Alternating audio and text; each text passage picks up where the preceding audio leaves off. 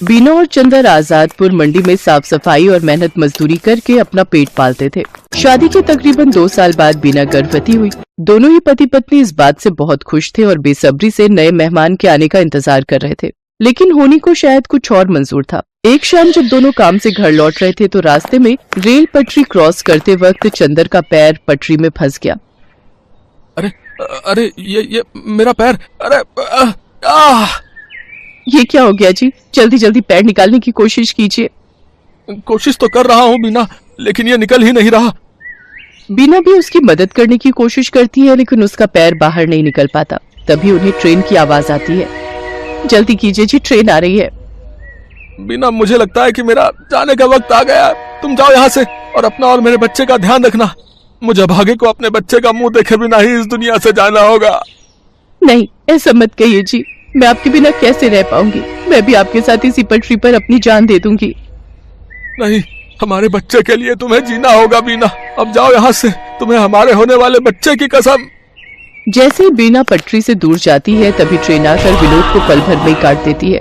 बीना की आंखों के सामने उसके पति की मौत हो जाती है। एक ही पल में उसकी हंसती खेलती दुनिया उजड़ जाती है और वो एक विधवा बन जाती है। चंदर के जाने के बाद बीना बिल्कुल अकेली हो चुकी थी। अब वो अकेले ही मंडी जाती और मेहनत मजदूरी करती और उससे जो कमाई होती उससे अपना पेट भरने लगती है। एक दिन बीना घनश्याम को कुछ प्याज फेंकते हुए देख रही थी। अरे घनश्याम भैया, ये आप क्या कर रहे हैं? कुछ नहीं बहन, जो प्याज खराब हो गए हैं उन्हें अलग करके फेंक रहा हूँ। भैया, अगर आपको कोई प्रॉब्लम ना हो तो जो प्याज आप फेंक रहे हो वो आप मुझे दे दो, वो मुझ गरीब के काम आ जाएंगे। लेकिन बीना बहन, इन आधे सड़े गले प्याजों का आखिर तुम क्या करोगी? वो मैं आपको बाद में बताऊंगी, फिलहाल आप ये खराब प्याज मुझे दे दीजिए। ठीक है बहन, ले जाओ। वैसे भी ये मेरे किसी काम के नहीं। इसके बाद बीना उन खराब प्याजों को एक थैले में भर लेती है और शाम को अपने साथ घर ले आती है और उसमें से थोड़े ठीक प्याजों को अलग करके रख लेती है और जिनकी हालत ज्यादा ही खराब थी उन्हें अपने घर के बाहर बनी क्यारी में बो देती है। अगले दिन सुबह काम पर जाने से पहले बीना साफ छाटे हुए प्याजों को काटकर आटे में मिलाती है और साथ ही नमक, हरी मिर्च और अजवाइन डालकर उस आटे को गूंथ लेती है। खुद नाश्ता करके वो कुछ पराठे घनश्याम के लिए भी पैक करके ले जाती है। ये लो घनश्याम भैया, आपसे जो कल प्याज लेकर गई थी उनसे मैंने प्याज के पराठे बनाए हैं, जरा आप भी चख कर देखो। रोज दाल चावल खाकर आप बोर हो गए होंगे ना? बीना बहन, हम गरीबों के नसीब में तो दाल चावल और सूखी रोटी ही होती है, भला उससे भी क्या नाराज होना। अच्छा लाओ, तुम इतने प्यार से प्याज के पराठे बनाकर लाई हो तो खाकर देखता हूँ। घनश्याम को बीना के हाथ के बने प्याज के पराठे बहुत पसंद आते हैं। ऐसे ही कुछ समय बीत जाता है। बीना को अब 7वां महीना लग गया था, जिस वजह से वो मजदूरी नहीं कर पा रही थी, जिस वजह से उसके घर खाने पीने की तंगी हो गई थी। ऐसे ही एक रोज जब वो खाना बनाने जाती है तो देखती है कि राशन के सभी डिब्बे खाली हैं। हे भगवान, एक बार को मैं तो भूखी रह लूंगी, लेकिन मेरे अंदर पल रही ये नन्ही जान कैसे भूखी रहेगी? इस हालत में तो कोई मुझे काम भी नहीं दे रहा, अब क्या करूं? हाँ, याद आया, अपनी जमीन में थोड़े प्याज उगाए थे ना, क्यों ना उनको निकाल लूं, वो अब पूरी तरह पक गए होंगे। बीना उन प्याजों को निकालती है और पड़ोस से थोड़ा आटा उधार मांग कर ले आती है। उसके बाद स्वादिष्ट प्याज के पराठे बनाती है। उसके पराठों की खुशबू को सूंघते हुए उसकी पड़ोसन आरती वहाँ पहुँच जाती है। अरे वाह बीना, तेरे घर से तो बड़ी ही अच्छी खुशबू आ रही है। आखिर क्या बनाया है तूने? कुछ नहीं बहन, ये प्याज के पराठे बनाए हैं। लो, तुम भी खाकर बताओ कैसे बने हैं। वाह वाह वाह, क्या स्वाद है बीना तेरे हाथों में। अरे इतने अच्छे पराठे तो ढाबे वाला भी नहीं बना पाता। मैं तो कहती हूँ तू प्याज के पराठे का एक ठेला लगाकर बेच और पैसे कमा। जब ऊपर वाले ने तुझे इस हुनर से नवाजा है कि तू इतना अच्छा खाना बना लेती है तो इसका फायदा उठा। उसकी बात बीना को सही लगी और वो मदद के लिए घनश्याम के पास जाती है। घनश्याम के पास एक पुराना ठेला था जिस पर वो गलियों में जाकर प्याज बेचता था, लेकिन जब उसने मंडी में खुद की दुकान ले ली तब से वो ठेला बेकार ही खड़ा रहता था। घनश्याम वो ठेला बीना को देने के लिए तैयार हो जाता है। घनश्याम शाम को अपना पुराना ठेला लेकर बीना के घर पहुंचता है। ये लो बीना बहन, इसकी मरम्मत मैंने करवा दी है, अब तुम इसका इस्तेमाल कर सकती हो। आपका बहुत बहुत शुक्रिया घनश्याम भैया, आपका ये एहसान मैं कभी नहीं भूलूंगी। अगले दिन सुबह जल्दी उठकर बीना सारी तैयारी कर लेती है और मंडी में जाकर अपने प्याज के पराठों का ठेला लगा लेती है। लेकिन काफी देर तक जब कोई ग्राहक नहीं आता तो वो सोचती है, हे भगवान, दिन ढलने को आ गया लेकिन अभी तक एक भी ग्राहक नहीं आया। अगर ऐसे ही चलता रहा तो मैं अपने होने वाले बच्चे को क्या खिलाऊंगी? लगता है अब बिजनेस चलाने के लिए कोई तरकीब लगानी होगी। एक काम करती हूँ, कम दाम करके बेचती हूँ। एक बार मेरे पराठों का स्वाद सबकी जुबान पर चढ़ गया तो वो कहीं और जा ही नहीं पाएगा। इतना सोचकर बीना आधे दाम में प्याज के पराठे बेचने लगती है। कम दाम में बहुत सारे लोग बीना के पराठे खाने लगे। कुछ दिन बीना ने सबको कम दाम पर ही पराठे बेचे, लेकिन फिर जब उसके ग्राहक बढ़ गए तो उसने रेट बढ़ा दिए। लेकिन तब तक वो पूरी मंडी में प्याज के पराठों वाली के नाम से मशहूर हो चुकी थी। कुछ ही दिनों में उसकी अच्छी खासी कमाई होने लगी थी। वो भगवान के आगे हाथ जोड़कर बोलती है, हे भगवान, तेरी कृपा से और कुछ अच्छे लोगों की मदद से मेरा काम बहुत अच्छा चल पड़ा है और मैं अच्छी खासी कमाई कर लेती हूँ। बस मुझ पर ऐसी अपनी कृपा दृष्टि रखना ताकि मैं अपने बच्चे को एक अच्छी जिंदगी दे सकूं। कुछ ही दिनों में बीना खुद का ढाबा खोल लेती है। अब उसकी खूब अच्छी कमाई होने लगी थी। उसका काम और बढ़ गया था, इसलिए उसने अपनी मदद के लिए 2 लाचार औरतों को रख लिया था। बीना की डिलीवरी का समय भी आ गया और उसने एक बेटे को जन्म दिया। महीने भर का रेस्ट लेने के बाद वो वापस काम पर जाने लगी और अपने साथ अपने बच्चे को भी ले जाती। अब वो काम संभालने के साथ साथ अपने बच्चे की भी अच्छी परवरिश करने लगी और खुशी खुशी उसके साथ रहने लगी। राधिका बच्चों को स्कूल से छुट्टी के वक्त घर लेकर आ रही थी, पर उसकी आंखों में आंसू थे। अब क्या करूं? बच्चों की फीस अगले 15 दिन तक नहीं भरी तो बच्चों का नाम स्कूल से काट देंगे। 6 महीने की फीस कहाँ से लाऊंगी? मुझे कुछ समझ नहीं आ रहा। मम्मी, बर्गर खाना है, बर्गर लेकर दो ना। मम्मी, मुझे भी बर्गर खाना है। भैया, बर्गर कितने का दिया? 10 रुपए का आलू टिक्की और पनीर लगाकर 15 रुपए का है। 10 रुपए वाले 2 दे दो भैया। ये बर्गर बनाना कितना आसान है, अगर इसमें सब्जियां अच्छी लगाकर दो तो।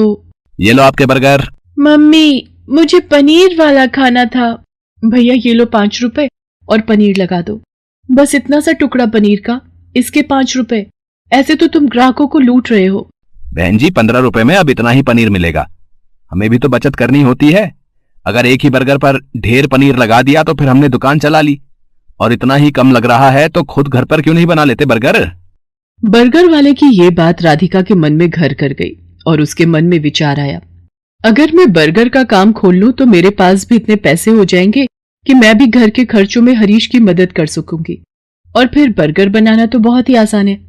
घर जाकर माजी और हरीश से इस बारे में बात करती हूँ। राधिका हरीश और सास से बर्गर का ठेला लगाने की बात करती है। लो, कर लो बात राधिका बहू, अब तुम भी बच्चों सी बात कर रही हो। पता है हम औरतों का घर से बाहर निकलकर काम करना कितना मुश्किल है। हम औरतें घर के चूल्हा चौका ही निपटा लें, वही गनीमत है। पर माँ जी, आजकल बर्गर का काम बहुत चल रहा है। अगर मैं ये कर लूं तो इससे हरीश को भी पैसों में मदद मिलेगी।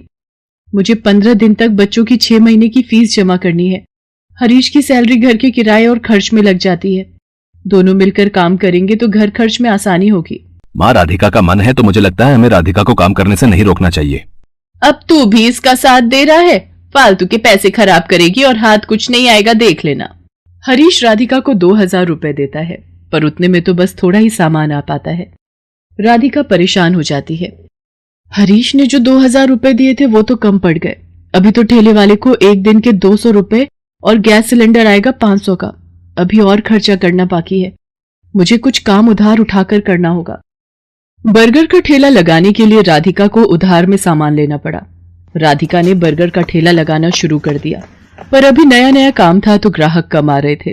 राधिका शाम के वक्त बर्गर का ठेला लगाती थी, पर जैसा उसने सोचा था वैसा बिल्कुल भी नहीं हुआ। मैंने सोचा था बर्गर बिक जाएंगे तो मेरी थोड़ी कमाई हो जाएगी, पर यहाँ पर तो एक भी बर्गर नहीं बिका। पता नहीं मेरी कमाई कैसे होगी। अगर कुछ दिन तक ऐसे ही चला तो माँ जी और हरीश मुझे इस काम के लिए मना कर देंगे। बहुत हिम्मत करके मैंने ये काम शुरू किया था। राधिका अभी ये सोच ही रही थी, तभी वहां एक गरीब औरत अपने 2 बच्चों के साथ आती है। दीदी, बहुत भूख लगी है, मेरे बच्चे 2 दिन से भूखे हैं।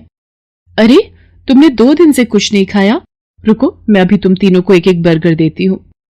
शुक्रिया दीदी, आज तुमने हमारा पेट भरा है, और जो भूखों का पेट भरता है भगवान उसे कभी भूखा नहीं रहने देते। तुम्हें जब भी भूख लगे तुम मेरे ठेले पर बेझिझक आ जाया करो, और यहाँ पर तुम अपने बच्चों के साथ अपनी भूख मिटा सकती हो। वो गरीब औरत अपने बच्चों को लेकर खुशी खुशी वहां से चली जाती है। राधिका घर आ जाती है, पर उस दिन उसकी कमाई नहीं हुई थी। ये देखकर उसकी सास गुस्सा करने लगती है।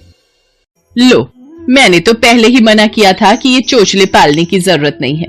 पिछले 3 दिन से मुश्किल से 100 रुपए कमा कर घर आ रही है और सामान लगा लेती है 2 से 3 हजार रुपए का रोजाना का। अब रोटी सब्जी तो बनेगी नहीं, हम सब ये बर्गर खाकर पेट भर लेते हैं। क्यों, अब तो तू खुश है ना अपना नुकसान करके? माँ जी, मैं कोशिश कर रही हूँ ना, और मुझे विश्वास है एक दिन मुझे अपने काम में सफलता जरूर मिलेगी। राधिका अगले दिन ठेले वाले से ठेला किराए पर लेने के लिए जाती है तो वो उसे मना कर देता है। देखो बहन जी, मैं पिछले 4 दिन से तुम्हें उधार पर ठेला दे रहा हूँ, है 200 रुपए रोज का किराया है, बस आज के लिए और उधार दे रहा हूँ। अगर तुमने कल सुबह तक मेरे ठेले के किराए के 1000 रुपए नहीं दिए तो मैं किराए पर तुम्हें ठेला नहीं दूंगा। अब क्या करूं? हरीश से मांगूंगी तो वो मुझे इस काम को बंद करने के लिए कह देंगे, और माँ जी तो पहले ही मेरे काम के खिलाफ हैं, पर मुझे अपने बच्चों के लिए पैसे जोड़ने हैं। हे भगवान, मेरी मदद करो। राधिका भगवान से प्रार्थना करती है कि उसके ठेले पर ग्राहक आ जाए। तभी नमस्ते जी, मैं पीछे वाली गली में बर्गर की एक दुकान चलाता हूँ। यहाँ से गुजरते हुए 2 दिन पहले मैंने आपको ये बर्गर का ठेला लगाते हुए देखा था। मुझे 15 दिन पहले एक अनाथ आश्रम के लिए बर्गर का ऑर्डर मिला था, पर 10 दिन पहले एक हादसे में मेरी सीधे हाथ की हड्डी टूट गई, जिसके कारण मैंने अभी बर्गर बनाने का काम रोका हुआ है। पर मैं ऑर्डर के पैसे ले चुका था, इसलिए मैं वहां मना भी नहीं कर सकता। अगर आप उस ऑर्डर के बर्गर बना सकें तो मेरी बहुत मदद हो जाएगी। मैं आपको इसके लिए अच्छे पैसे दूंगा। जी, मैं जरूर करूंगी। आप मुझे बता दीजिए कितने बर्गर बनाने हैं। शाम को 4 बजे ही वहां पहुंचना है। जिन्होंने मुझे ऑर्डर दिया है उनके बच्चे का जन्मदिन है, वो अनाथ आश्रम 4 बजे पहुंच जाएंगे। वैसे मैं आपके साथ अपने एक आदमी को काम पर लगा देता हूं जो आपकी इस काम में मदद करेगा। ये 5000 रुपए आप एडवांस रखो, बाकी के पैसे मैं आपको काम खत्म होने के बाद शाम को दे दूंगा, ठीक है? वो व्यक्ति मानो राधिका के लिए भगवान का रूप बनकर आया था। राधिका की सारी परेशानियां दूर हो जाती हैं। वो अपने उधार के पैसे भी चुका देती है और बच्चों के स्कूल की फीस भी जमा कर देती है। उस व्यक्ति को राधिका का काम इतना पसंद आता है कि वो राधिका के साथ पार्टनरशिप में काम करने लगता है। राधिका अब एक बर्गर की दुकान चलाती थी। राधिका की मेहनत और हिम्मत देखकर उसकी सास और हरीश बहुत खुश थे।